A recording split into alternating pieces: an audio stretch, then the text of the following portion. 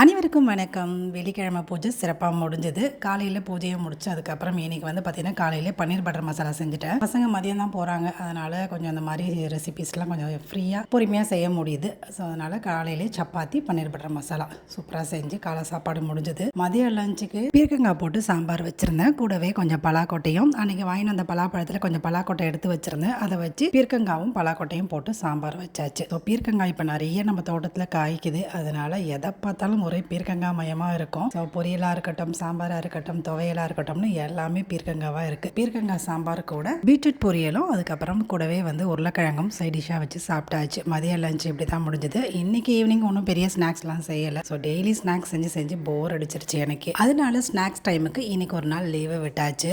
காய்கறிகள் தோட்டத்தில் காய்க்குதுங்கிறதுனால ரொம்ப சுலபமாக இருக்குது. என்ன சமைக்கிறது அப்படிங்கிறது யோசிக்கவே தேவையில்ல. ரொம்ப ரொம்ப ஈஸியாக இருக்குது. யோசிக்கிற டைமும் சேவ் ஆகுது.